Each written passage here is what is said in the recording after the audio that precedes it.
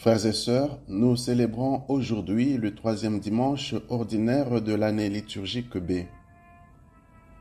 Depuis 2020, le pape a décrété le troisième dimanche ordinaire comme étant le dimanche dédié à la parole de Dieu.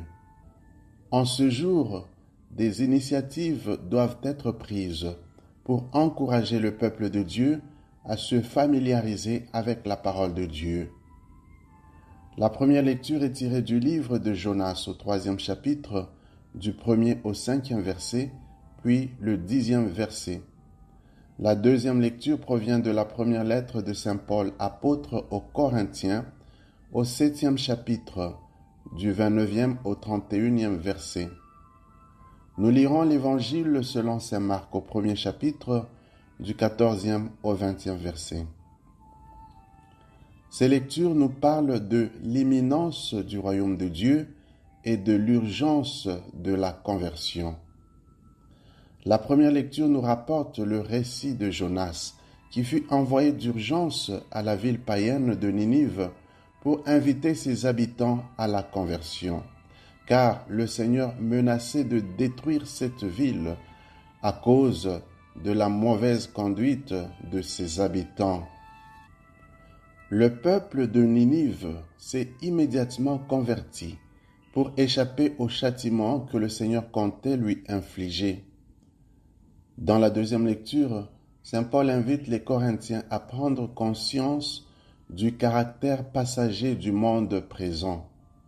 Il les exhorte à se détacher des biens qu'ils possèdent, car, dit-il, le temps est limité et il passe ce monde tel que nous le voyons.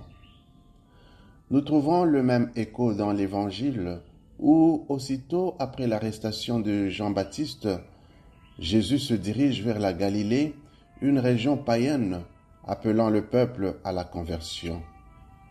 L'arrestation de Jean-Baptiste n'a pas arrêté la détermination de Jésus à prêcher le royaume de Dieu. Ce courage prophétique nous montre qu'il ne faut jamais reculer face aux contrariétés lorsqu'on s'engage pour l'avènement du royaume de Dieu. C'est en Galilée que Jésus commence son ministère. Il affirme avec force que les temps sont accomplis et que le royaume de Dieu est tout proche. Il invite les Galiléens à se convertir et à croire à la bonne nouvelle. Et par la suite, il appelle ses premiers disciples, André, Simon, Jacques et Jean, les fils de Zébédée, à marcher derrière lui. Notons que l'appel à la conversion exige une réponse immédiate, comme celle des habitants de Ninive ou comme celle de ses premiers disciples qui ont aussitôt laissé leur filet et leur entourage immédiat pour marcher derrière Jésus.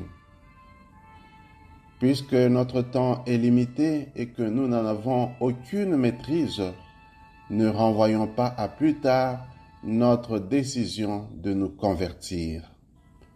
Il y a un appel urgent à abandonner nos comportements mondains, à l'instar des habitants de Ninive.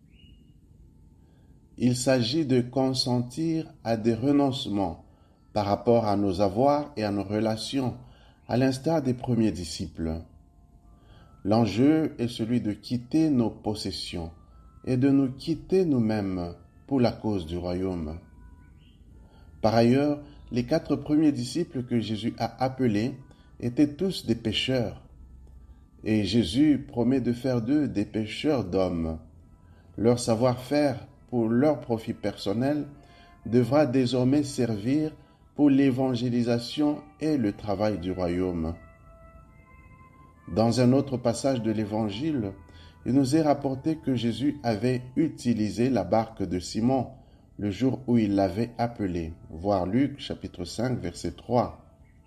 Cela nous montre que Jésus souhaite aussi utiliser nos capacités humaines pour la cause du royaume. Il sollicite donc notre barque pour prêcher sa bonne nouvelle. Sommes-nous prêts à la lui céder? En invitant le peuple à se convertir, Jésus l'exhorte aussi à croire à la bonne nouvelle, l'Évangile. Il y a donc un appel à connaître et à faire connaître la parole de Dieu. C'est le sens de la célébration du dimanche de la parole de Dieu.